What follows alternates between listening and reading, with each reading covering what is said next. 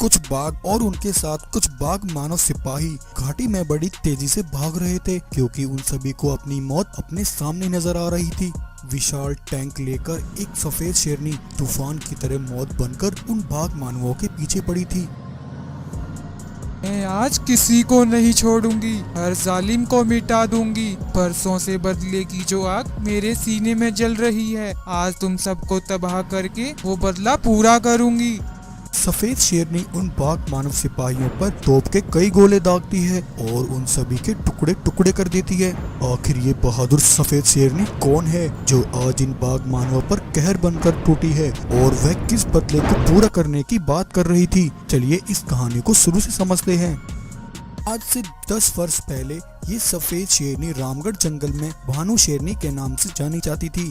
भानु के पिता महाराज चंद्रभान रामगढ़ जंगल की बागडोर संभालते थे। वो वहाँ के राजा थे। भानु चंद्रभान की इकलौती बेटी थी, जिसे उन्होंने बड़े लाड़ प्यार से पाल पोस कर बड़ा किया था।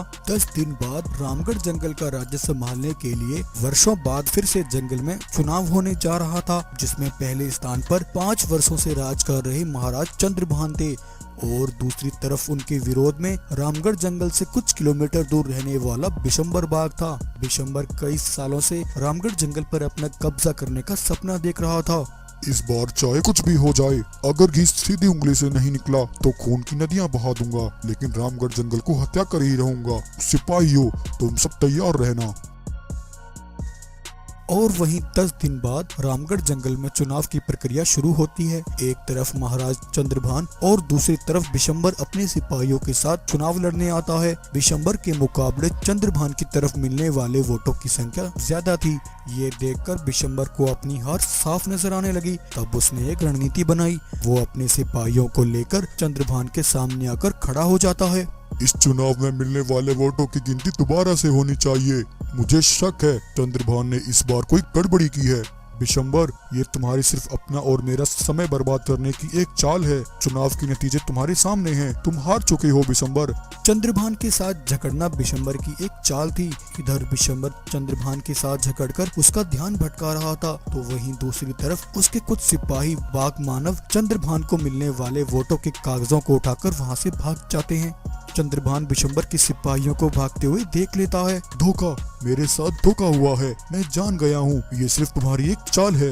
अगर ऐसी बात है तो अभी दूध का दूध और पानी का पानी हो जाएगा। वोटों की गिनती एक बार फिर से की जाएगी।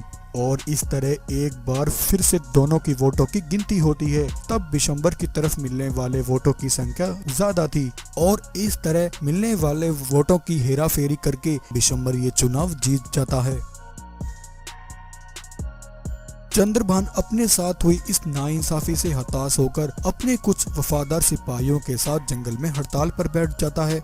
मुझे इंसाफ चाहिए, मेरे साथ नाइंसाफी हुई है। उस बिशंबर ने मेरे साथ सरेआम धोखा किया है। जब तक मुझे इंसाफ नहीं मिल जाता, मैं बिशंबर का पीछा नहीं छोड़ूंगा। उधर बिशंबर रामगढ़ जंगल पर हुकूमत मिलने से बहुत खुश था। महाराज, जैसा आप चाहते थे अब तो बिल्कुल वैसा ही हुआ है। ये जंगल अब आपके कब्जे में है। और उधर वो आपका दुश्मन चंद्रभान जंगल में डर डर की ठोकरें खा रहा है। वो सब तो ठीक है चीता, मुझे इससे ज्यादा खुशी तब होगी जब मैं अपने सामने चंद्रभान को मरते हुए देखूंगा। मैं उसे जीते जी रामगढ़ जंगल के जानवरों की नजरों में गिराना चाहता हूँ। यहाँ के जानवर चंद्रभान से नफरत करेंगे, तभी मैं उनकी नजरों में इज्जत पा सकूंगा। वो इस समय अपने सिपाहियों को लेकर जंगल में हड़ताल पर बैठा है। वो अपनी हार पर चुप नहीं बैठेगा और मेरे रास्ते में टांग अड़ाता ही रहेगा। इसलिए जब तक मैं उसे अपने रास्ते से हटा नहीं देता, तब तक मेरे लिए नींद हराम है। उस रात जब चंद्रभान अपने सिपाहियों के साथ सो रहा था, तभी आधी रात बिशंबर अपने सिपाहियों के साथ दबे पांव आकर चंद्रभान के सिपाहियों पर हमला कर देता है। बिशंबर और उसके सिपाही चंद्रभान के सिपाहियों को मारकर उनकी खाल ओढ़ लेते हैं और उसी रात जानवरों के घरों में जाकर सोए हुए मासूम जानवरों पर हमला करके उन्हें मौत के घाट उतार देते हैं। रात में कुछ जानवर चंद्रभान के सिपाहियों को ऐसा करते हुए देख लेते हैं। अगली सुबह जंगल के जानवर अपनी शिकायतें लेकर चंद्रभान के पास आकर खड़े होते हैं। महाराज, आखिर ये आपका किस तरह का इंसाफ है? एक तरफ आप हमारे साथ हमदर्दी जताते हैं और दूसरी तरफ अपने सिपाहियों को भेजकर हमारे बच्चों की हत्या करा रहे हैं। तभी इतने में बिशंबर वहाँ आता है। हाँ भाइयों, तुम बिल्कुल सही कह रहे हो। ये चंद्रभान अपनी हार का बदला मासूम जानवरों से ले रहा है। मेरा सामना करने की तो इसकी हिम्मत नहीं है, इसलिए जानवरों के मासूम बच्चों को मारकर ये अपने वफादार सिपाहियों का पेट भर रहा है। और कल रात इसी की सिपाहियों ने कई मासूम जानवरों को मौत के घाट उतार दिया। ये गद्दार और धोखेबाज है, इसे इसकी सजा जरूर मिलनी चाहिए। हाँ हाँ भाइयों, ये गद्दार है, इस गद्दार को सजा मिलनी ही चाहिए। इससे पहले चंद्रभान अपनी सफाई में कुछ कहता, बिशंबर और उसके सिपाही चंद्रभान पर हमला करके उसे बुरी तरह घायल कर देते हैं।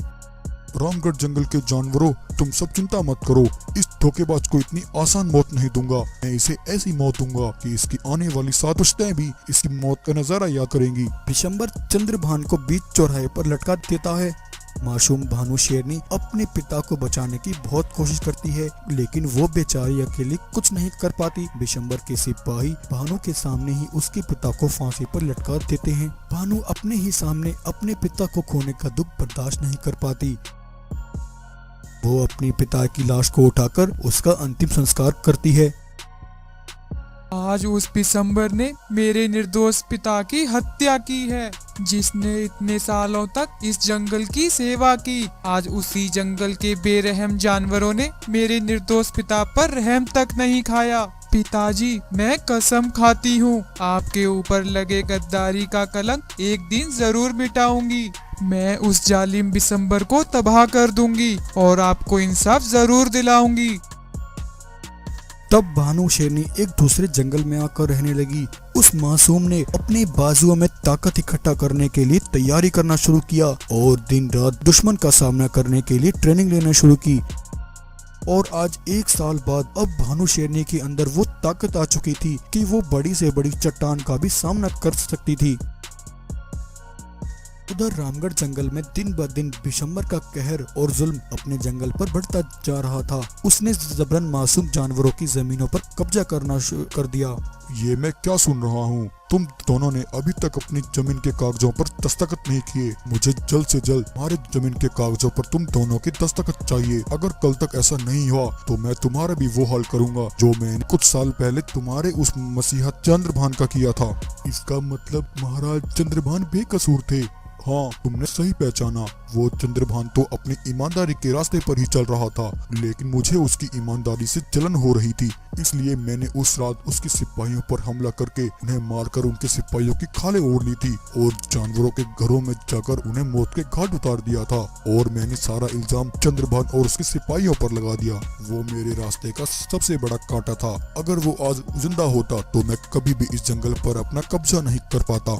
वहीं झाड़ियों में छुपी एक गाय बिशंबर की ये सारी बातें सुन लेती है। बिशंबर की बातें सुनकर गाय तंग रह जाती है।